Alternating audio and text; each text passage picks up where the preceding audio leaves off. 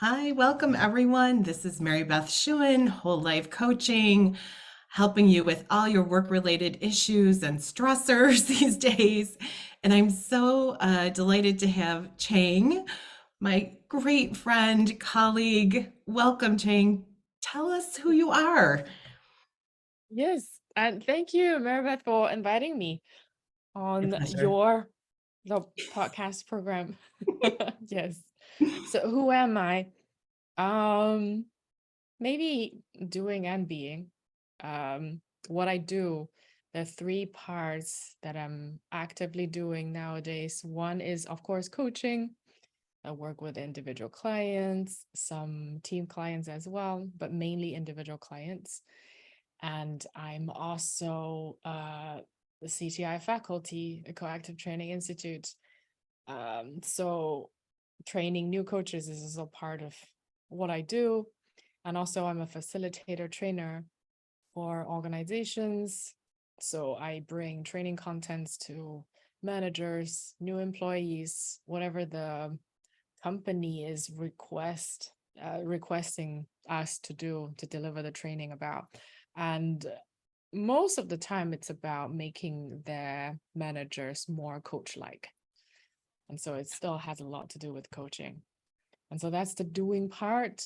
Beautiful. And then maybe straddling the being and the doing. I'm an animal lover.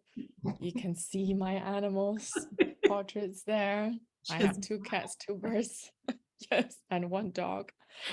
Um, so I love peace. I love learning about spirituality. I love learning about nature, science, life. So that's me. And I have a background in science and doing research. Um, and I made a transition from that, like from data, molecules, facts to coaching, working with people. So that's also a part of the journey that made me who I am today. yeah, and really a different world that you came out of, right? How did you decide to move in this direction? To have your own business. And by the way, I just want to point out that she has three streams of income, which I'm always suggesting people have when they go into business for themselves. So well done. But yeah, tell us your story. How did you decide to go into business for yourself? It's really just coming from what gives me more aliveness. So even when I was just doing research and training myself to become a researcher, I noticed how having new people coming into the lab is what I enjoy the most. Hmm. And I will spend a lot more time thinking about what else can I do both in our working day together, because sometimes we have this mentoring program going on. So if I stay there for longer and we have a new student coming in or someone is doing a summer school, then I'll be in charge of guiding that student, taking them around to see the campus, and not just doing the work together in the lab. And I always find myself putting a lot of attention and energy into arranging stuff for that person, getting to know that person, and thinking about what would they enjoy, both at work in the lab and outside of the lab, that kind of activities. And then I realized I really enjoy spending time with people. It gives me more aliveness than dealing with science, though I also love science. And so that made me think of maybe I want to choose a different career after I graduate, because the doing research part started to feel draining. Hmm. So then I made the transition. I'd listen to my feelings and my heart. Beautiful. Thank you for sharing that. Yeah, I think it's a really important understanding of ourselves that even when we're at a particular job, what are the things that bring us joy? Like, what are those things that we can do more of that are more in alignment with who we are? So it's a good start. And then that sort of gives you clues for what could be coming next. Yeah, Exactly. beautiful.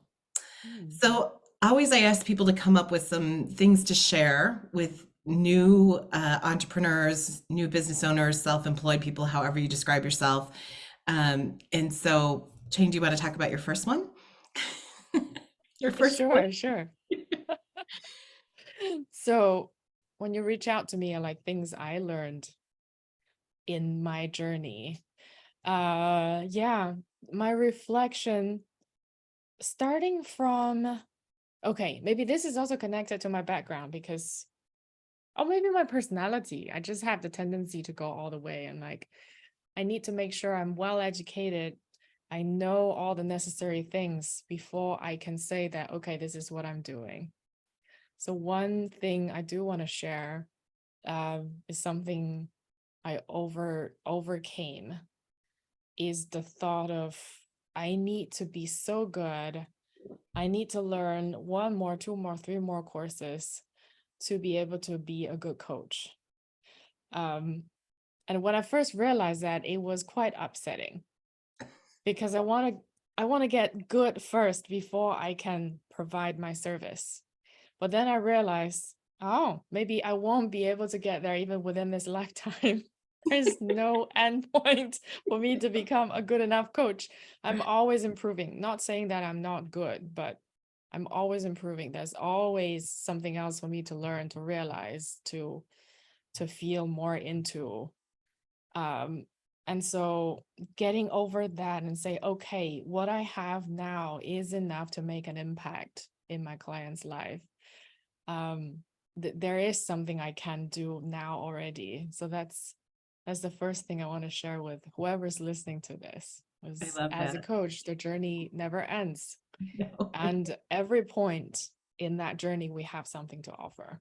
Oh, that's beautiful. I think it's so common to have this imposter syndrome, right? And every time we move into a different role or a different place in our lives, we think, I don't know if I should be here, right? Like, what? How did I get here?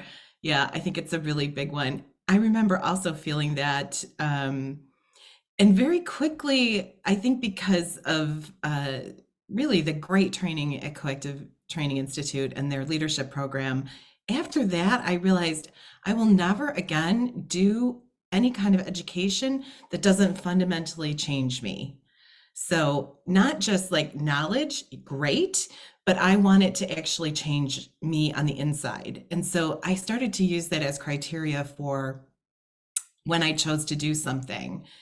And I have to say, it's been really a good experience overall.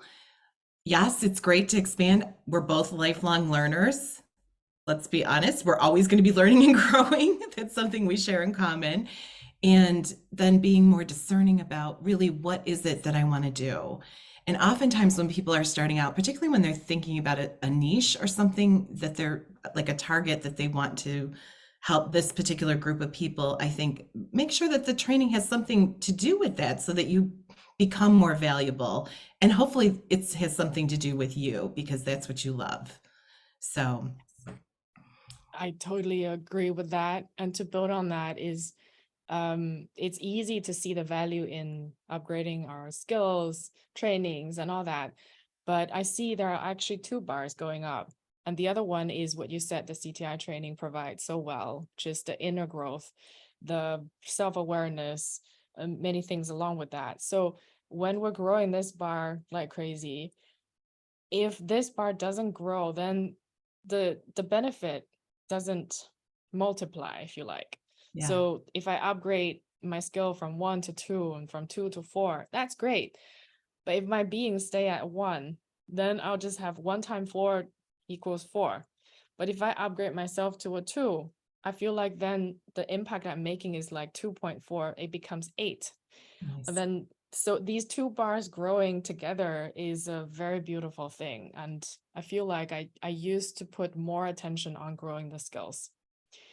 Um, and after a while, I feel like there's one day I had this realization is just, and I think I got it from a conversation with you as well, um, is the coaching skills that we have learned in fundamentals, those are exactly the skills we use throughout the whole career.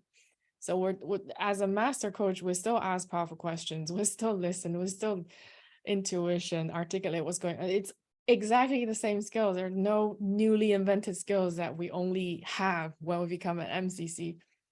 But the way of our being, how we can really come from curiosity, how we can really tap into that inner leadership that can serve the client so well. That only happens when we look within ourselves and something fundamentally shift within ourselves. The skill is great, but after a certain level, like after you practice it enough, it doesn't really go that far. It doesn't take me that far. That's what I mean. And by looking into myself, that brought me further. Yeah, I love that. I've always said the best coaches are the ones who do their own work, right? Like Oh yeah. get clean and clear in yourself and be a neutral vessel for whatever shows up in the other person, and you'll be so effective and so much calmer in your overall life. I have to say, I've been taking a neuroscience class for the last like 6 months. I'm a little over halfway, and it's so fun to put the like operating system of our brain into how the coaching skills work and how I personally work. Like, it's mind blowing some of the things I'm learning. And it's nice because I feel like now that neuroscience is there, I always knew that coaching was effective. I've been doing it forever. So I hear from clients all over the world like, this changed my life. It's still different. It didn't go back to being a different way. They already know who they are and they know how to deal with things much, much better in their lives. And then understanding like, oh, here's the neuroscience of that. Like we do have neuroplasticity. You can change what you do in the world. And yeah, it's just fascinating to me. So love learning, but make sure that it's growing you. I love this, the balance of those two things. Really Mhm. beautiful. Yeah. Shall we move on to your second point? Yes. I Yes. feel like a talk show host. Go ahead. Yes. My second point is actually related to finance. And I do realize how lucky I am to be able to explore this path of growing my coaching practice throughout the year. How long did I take to actually have a stabilized practice? I think about 3, 4 years. Mhm. Like in the first 3 years, I was financially dependent. And back then, I was always setting goals and deadlines like, I need to make it this year. I need to be able to support my living. And it's just adding tremendous amount of stress on myself and not realizing or not wanting to admit that this actually takes time. Yeah. This work, it needs constantly putting in, and maybe the first even 3 to 5 years you might not see a return of what you expect to see, and that's the case for me. And growing up so convinced that I need to be an independent woman, it was very hard for me to be dependent financially. Yeah. And I was really just thinking, okay, how I can make money quick. And that actually didn't serve my growing as a coach. So I so wish I could have just relaxed a bit more and still do what I was doing, just not under that self-imposed stress. Um, and be okay with having some help from people around me and who care about me, who support my dream. Um, I know not everyone is lucky enough to have that amount of support. I know some people might have to prolong that journey to build that coaching practice. Yeah. I was lucky to explore it in a very condensed manner. Like I can go all in. Um, but yeah, it's okay to take help, Yeah. and to ask for help and to be dependent and just learn to be okay with that. Because that doesn't make you a dependent person. No, that's not a permanent declaration of who you are as a human being, but really, what is it for? Have that vision in mind and trust it as much as possible. I love that. Yeah. It's very much the reciprocal, like giving and receiving. And some of us are not so great at receiving. So it's a beautiful story. And it's also, I think, important for people to realize that you don't just turn a switch and then all these clients show up, right? Or all this work from organizations, facilitation, different things that we do. It takes some work. It takes some, you're tilling the ground, you're planting seeds. And yeah, to have a plan, however that plan looks for someone, it can be a lot of different ways. You don't have to completely jump off the cliff. Um, but yeah, just to make that work. And I always say, for whatever reason, there's some amount of money that we all need to have in the bank that we can look at and say, okay, like I'm going to be okay. And so, whatever that number is for you, it's really good to sort of figure that out or to negotiate it with your spouse, your partner, your family, however that looks, but really to understand like this is what you can count on because it is very stressful to be under financial strain. I mean, it can really keep us up at night. A lot of people have this experience. So, whatever it is, Yeah. plan for it. Yeah. Yeah, it was true for me. I was really stressed about how much I'm spending, how much money is left in my Yeah. account, and all that. And that, of course, didn't help me show up fully in my life as a coach to myself, to people around me. Um, I'm not sure I can significantly improve that if I relive that part of my life. But I guess what I want to say to whoever's listening to this, as Maribeth is saying, of course, we all have a baseline, like we need this amount of money to feel safe, and be realistic with ourselves. Like, what is the essentials that I'd really, really need? How can I get help getting it? And not adding on drama within ourselves and say, oh my God, I'm so bad at this. I need people's help. That makes me a weak person. So without that kind of drama, because that add on a layer of stress for me during that moment. So I had all the love and support I needed, yet I was beating myself up, and Mhm. not just be grateful and receive this help and then just focus on what I need to do. And so that's something I want to share. Yeah, I love that. And yeah, for sure, if you're going to be in business for yourself, you're going to need a lot of different kinds of help. It's not possible to do it all. I mean, especially I think about we live in different countries than we grew up in, and just taxes here. I'm like, someone else needs to handle that. It's not my strength and not something that I love to do. And I want to do what I want to love to do and am good at and let other people do what they're good at. So it comes in a lot of different forms, the way that we need help. Yeah, Very true. super. Yeah. Thank you. And next, this is a good one. I love this one. This is a tough one. This next point that she's going to make is when you get to a point in your coaching where you feel you've made it, I would say.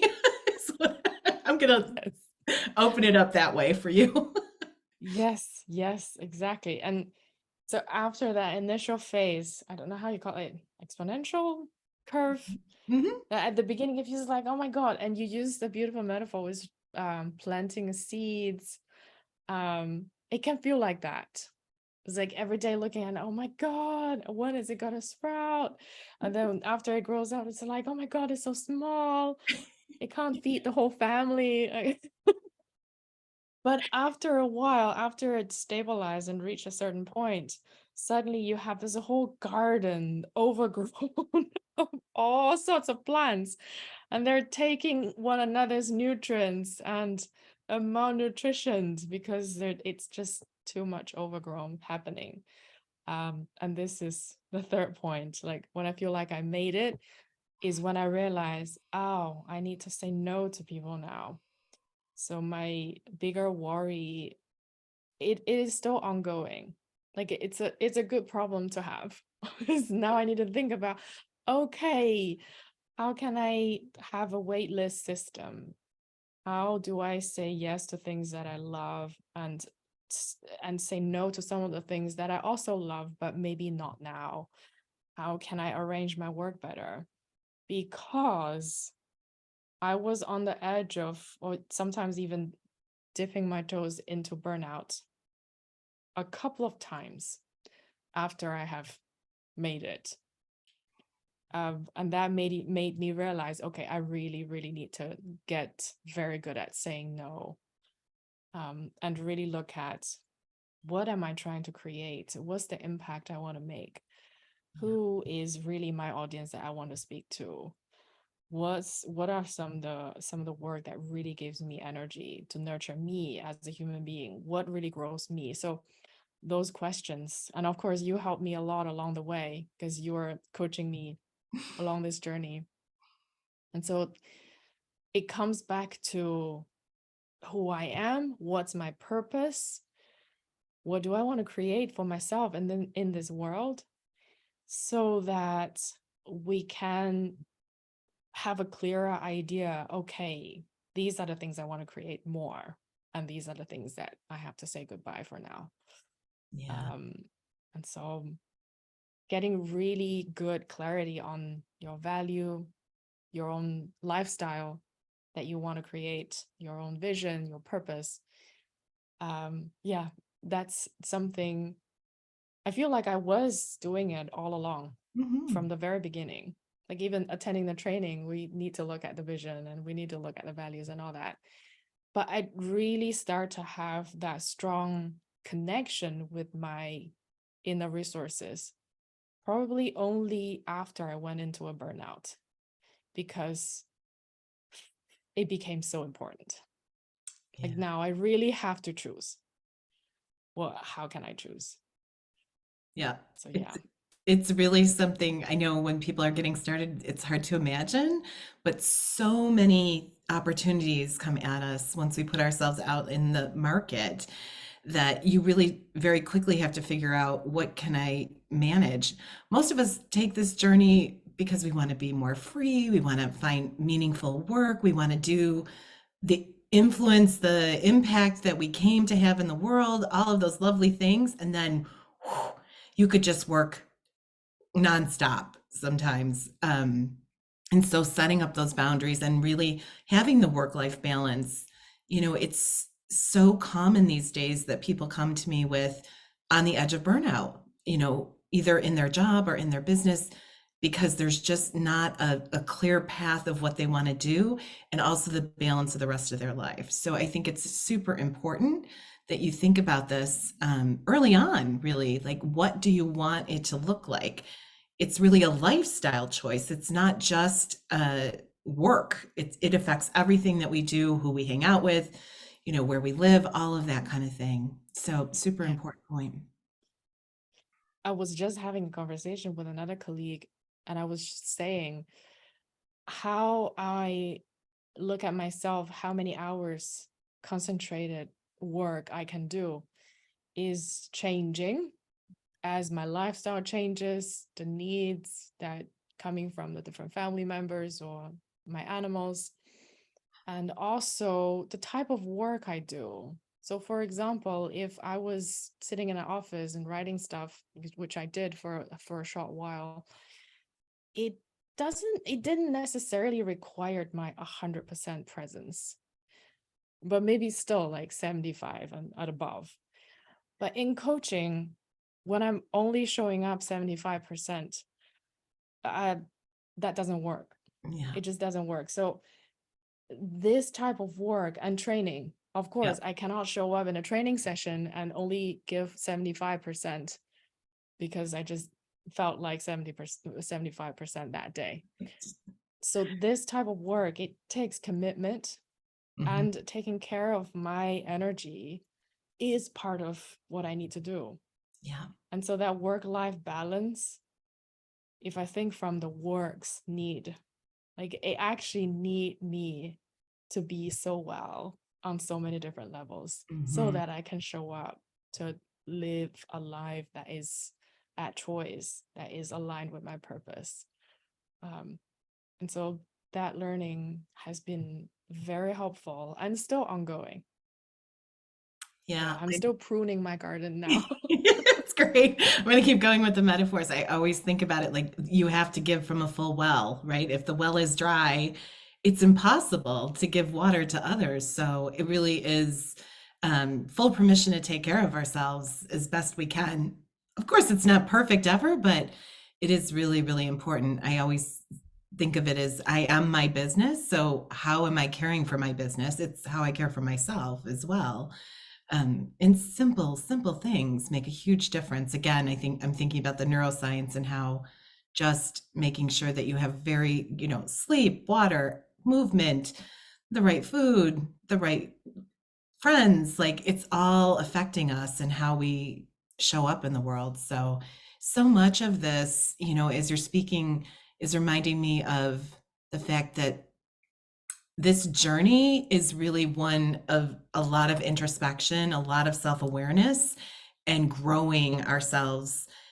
Just having clients, and oftentimes they have the same issues that we have in life or the same goals, and then you get to revisit that in yourself every single time. So I think it's a beautiful piece of it, but it also is confrontive.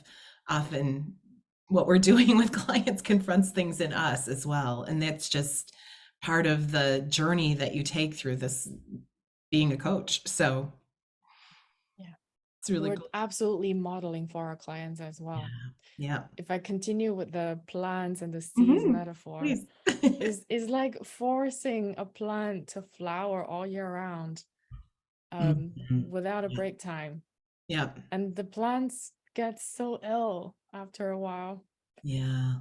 So I was kind of hoping myself it could do that. Then I very quickly realized, no, I cannot bloom all year round. I need No, downtime. there are seasons. There are seasons. Yeah. There are days that I just have no leave at all. I know And exactly. there are days that I'm in full bloom, full blossom, all of like the whole tree. Yeah. And it's all part of it. Yeah. And it's sometimes that cycle goes through a day, like you said. Like I need sleep, I need to hydrate myself, I need to go exercise. And then I have concentrated work time.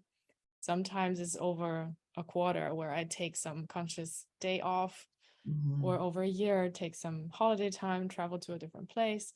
And so respecting my own rhythm and finding that work-life balance is a great lesson. Yeah. And nature has been my great teacher. So just looking at plants, how they always have some sort of dead leaves, and in general, they're doing well. And Yeah. I can't just panic like, okay, I can't have any dead leaves and I need to flower all year round. It just doesn't work. No, no, it's really true. And I love that finding your rhythm.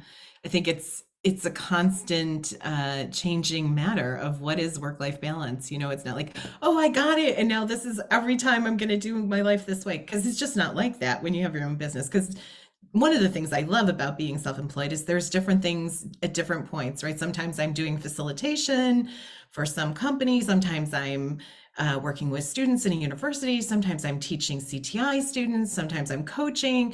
It's just all these mix. And so never is it the same day, the same week, but it is part of what I love about it, right? That it's not the same. And I think that's a little bit for you too, when you were thinking about how the lab was, right? Like, okay, we're going to be working on this experiment for a couple of years, right? And then it's the same versus like, oh, there's new things happening from day to day. And finding that rhythm for yourself is really, really important. Yes, absolutely. Beautiful. Anything else that's coming to mind as we're speaking? Have fun in this journey. Nice. Yeah. Yeah. And I remember this is something you told me in one of our sessions or conversations. I can't remember which one, but like, have fun. If you're not having fun, it's not worth all the effort we're putting in, like Really true. self-employment and all that.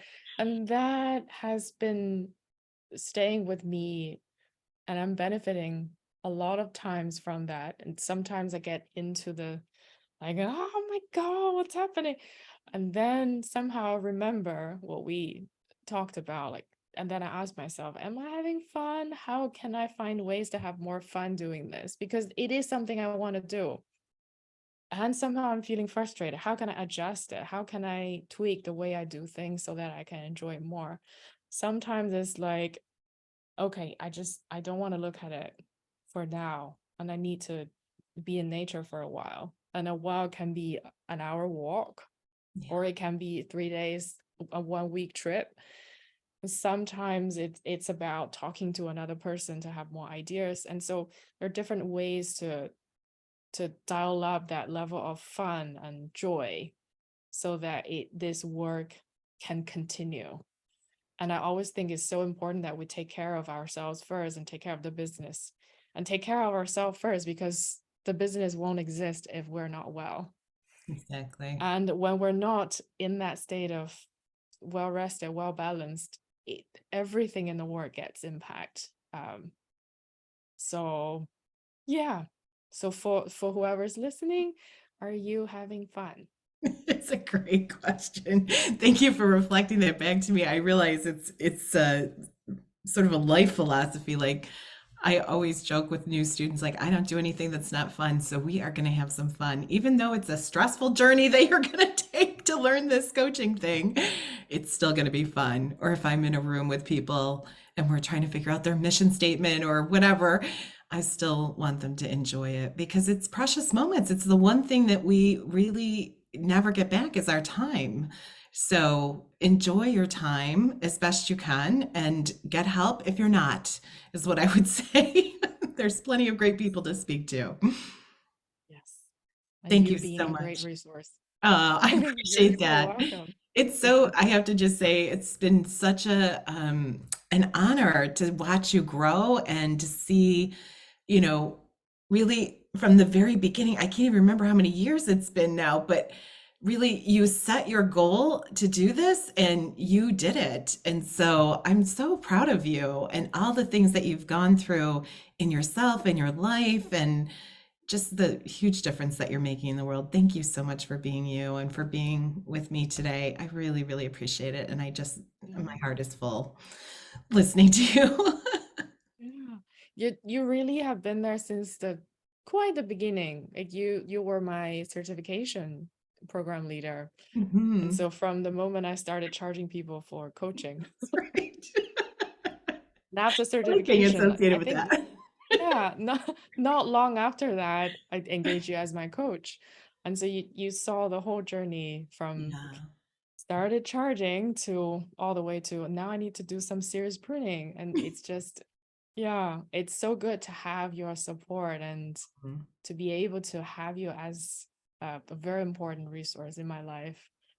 The relationship, your wisdom, and as we're mentioning that our relationship is multidimensional. It's not just coaching relationship, it's also like mentor, trainer, friends, colleagues. Colleague. Yeah. And I'm really enjoying how this is so much fun and so rich and Hmm. what I'm getting from our relationship. Oh, my pleasure. Thank you so much. I will put Chang's information if you want to get in touch. I think she has a wait list at the moment, but in the future, if you see this, you can still get in touch with her. Thank you so much. Yes. Thank you. Bye for now. Bye.